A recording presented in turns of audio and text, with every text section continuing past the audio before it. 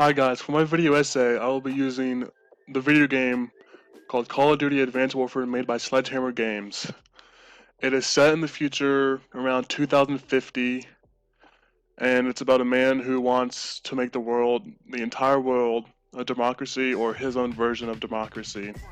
And I'll be using this video and the video game to answer the prompt of how does the concept of the future affect society, ecology, and/or technology in contemporary media.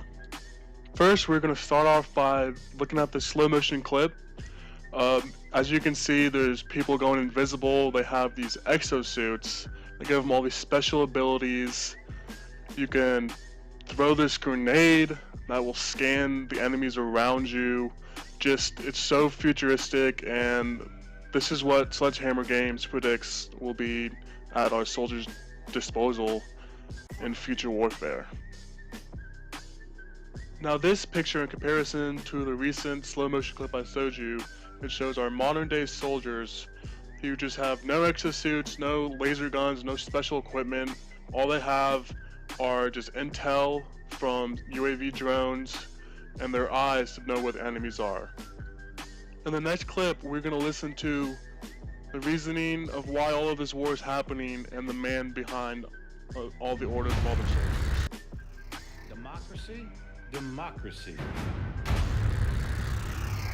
Democracy is not what these people need. Hell, it's not even what they want. America's been trying to install democracy as a nation for a century, and it hasn't worked one time. So in the last clip, the man's reasoning for taking over the world and changing it into his own type of democracy is because the United States have tried for a century and their democracy did not work, or he thinks that no other country wants a democracy. So in his mind, he wants to take over, input his own type of democracy, and later on I'll show you a clip on what he thinks that democracy should be and what he's going to implement in the world.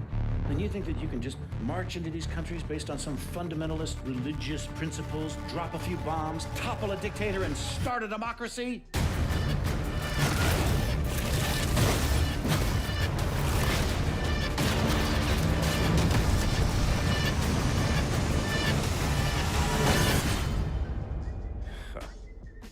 Give me a break. People don't want freedom. They want boundaries, rules, protection from invaders and from themselves. People need a leader who can give them both the support and the constraints to keep chaos at bay. You give them that, and they'll follow.